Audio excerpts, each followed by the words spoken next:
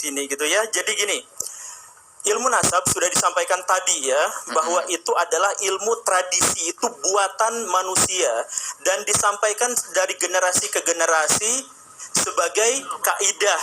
Oke, itu yang pertama. Jadi lepaskan itu dari Islam karena itu tidak ada dalam Quran dan Sunnah. Quran dan Sunnah hanya memerintahkan kita untuk mempelajari nasab, tetapi tidak menjelaskan bagaimana metodologinya. Metodologinya dibuat oleh manusia. Karena itu, maka dia sangat boleh dikritik dan wajib mengikuti perkembangan zaman. Nah, seiring dengan perkembangan zaman, maka orang-orang sekarang memiliki metodologi. Metodologi ilmiah dalam hal historiografi itu diambilnya dari mana? Pertama kalinya siapa? Imam Bukhari dan Imam Muslim. Ketika mereka melakukan kritik hadis, itu menjadi metodologi paling standar di masa lampau dan dikembangkan sampai saat ini untuk bisa mengetahui bagaimana sejarah di masa lampau itu terjadi. Jadi kalau misalkan kita mengkritik ilmu nasab, itu tidak apa-apa. Karena apa? Ilmu nasab adalah tradisi masyarakat masa lampau ketika mereka belum tahu metodologi yang lebih meyakinkan. Nah, sekarang ada banyak metodologi yang lebih meyakinkan. Jadi maksudnya, makanya saya bilang sejak awal saya tidak sesuai sependapat dengan Kiai Imad. Karena apa? Karena sama-sama menggunakan ilmu nasab. Padahal ini janjinya adalah diskusi ilmiah. Ilmiah itu yang tadi Bapak sampaikan itu bukan ilmiah, itu teologis. Karena didasarkan pada ketidaktahuan kita. Kan didasarkan pada ketidaktahuan kan? Saya tidak tahu gitu. Misalkan tadi Bapak bertanya kepada saya, bagaimana caranya untuk mengetahui saya baik dan buruk? Ya tidak tahu. Ya memang tidak tahu. Yang mengetahuinya itu apa?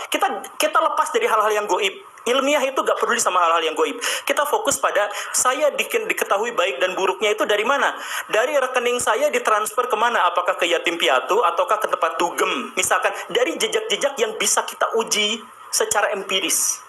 Bukan, wah saya baik, murah senyum, bukan seperti itu. Itu ya karakter saya, apakah saya menyumbang ini adalah ikhlas atau tidak, itu tidak di luar kaidah ilmiah. Kaidah ilmiah itu adalah yang mungkin bisa kita uji secara indrawi level terdasarnya.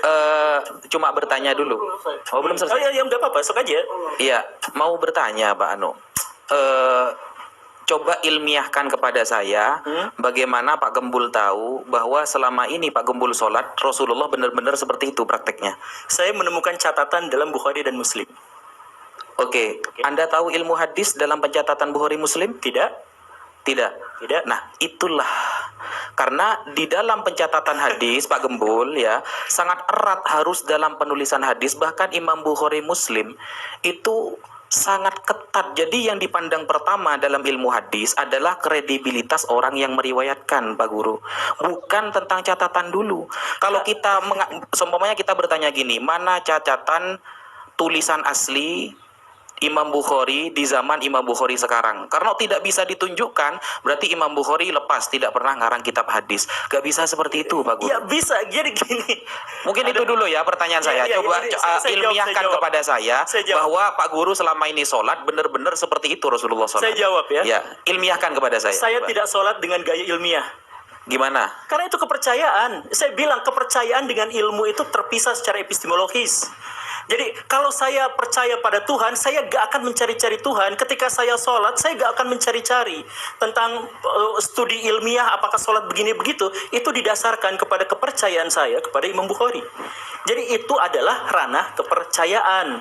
Nah, karena ini studinya adalah ilmiah, maka kita harus uji secara ilmiah gitu. Gitu kan? Pak Guru nggak salah. Iya, jadi beliau memiliki metode sendiri. Iya. Bukan metodologi sendiri. Ini silahkan cek manapun atau googling lah sekarang ya. Googling yang dimaksud dengan metode ilmiah. Dan kalau misalkan tadi disebutkan dengan soal ini kan dapatnya dari Google, bukan gitu. Google itu gak pernah ngajarin manusia ya. Google itu adalah mesin pencari. Google itu mengkoneksikan antara manusia dengan orang lain. Jadi kalau saya baca tulisan Gus Baha di Google, itu saya bukan belajar dari Google. Saya belajarnya dari Gus Baha dan menggunakan Google sebagai metodologinya. Jadi gitu ya. Nah jadi kembali lagi, silahkan googling, silahkan cari informasi terkait apapun yang dimaksud dengan ilmiah. Itu level paling dasarnya adalah kita harus menguji secara objektif, bukan subjektif ya. Kalau subjektif bisa kesana kesini. Jadi objektif itu ya, yang dimaksud dengan objektif itu adalah Yang dimaksud dengan objektif itu adalah sesuai objeknya. Jadi ini objek yang saya pegang. Ini objek yang saya pegang warnanya adalah putih. Betulkah? Tidak. Ini tidak warna putih, ini subjektif, ini konsensus manusia menyebut ini putih. Padahal kita sama sekali tidak mengetahui warnanya. Tapi kalau misalkan saya sebut bahwa botol ini, saya sebut di sini, botol ini ada di sini, ini objektif. Karena objeknya memang ada di sini. Begitulah. Jadi, ilmiah itu artinya objektif. Kenapa? Karena dia bisa diuji sepanjang zaman. Jadi saya mohon maaf, kalau misalkan nanti ada uji statistik, kalau misalkan nanti ada uji DNA dan sebagainya, itu adalah ilmu pasti. Karena sudah ada metodologi yang bisa diuji kapanpun, bagaimanapun caranya, di tempat manapun, terhadap objek-objek yang manapun, hasilnya sama. Nah, kalau misalkan yang nasab tadi itu, karena tergantung pada misalkan pernyataan dari orang-orang yang ada di sini dan sebagainya, itu subjektif. Bisa nggak kita masukkan? Bisa, sangat bisa. Kalau dia tidak bertentangan dengan fakta-fakta objektif yang ditemukan. Itulah kurang lebihnya. Coba contohkan kepada saya, Pak Guru, karena saya sebenarnya dengan istilah subjektif itu versi yang disampaikan oleh Pak Guru ini belum terlalu paham standarnya. Mungkin Pak Guru bisa mencontohkan contohnya yang tidak subjektif di dalam agama. Kasih contoh Pak Guru, nanti baru kita lanjut. Gak ada kalau dalam agama, karena kita berbicara soal ilmiah. Berarti agama ini menurut Pak Guru di seluruh bab-babnya tidak ada yang ilmiah. Ada. Contoh, contoh apa di agama yang menurut Pak Guru itu ilmiah seperti itu? Bahwa figur Nabi Muhammad adalah tokoh historis itu nyata. Itu terbukti secara ilmiah. Dari mana Pak Guru tahu kalau Nabi Muhammad dulu orang baik? Kita gak bicara orang baik, tentang figur keberadaannya itu ada. Dari mana? Oke. Dari mana tahu? Dari mana kita mengetahuinya? Dari jejak-jejak objeknya. Dan berasal dari catatan yang tidak hanya bersumber dari satu pihak. Jejak objek. Coba, seperti apa? Sorban misalkan yang seperti itu ya. Kemudian jejak-jejak yang ada di Mekah. Dari mana Pak Guru tahu bahwa kuburan itu benar-benar kuburan Rasulullah? Gak ada. Subjektif dong. Iya, pada bagian itu subjektif kan, saya nggak bilang. Akhirnya kan subjektif semua kalau gitu Pak Guru. Bukan, saya nggak. Perhatikan kata-kata saya. Saya mengatakan bahwa figur Nabi Muhammad SAW itu adalah figur historis. Saya nggak berkata soal kuburannya, saya nggak berkata soal apa.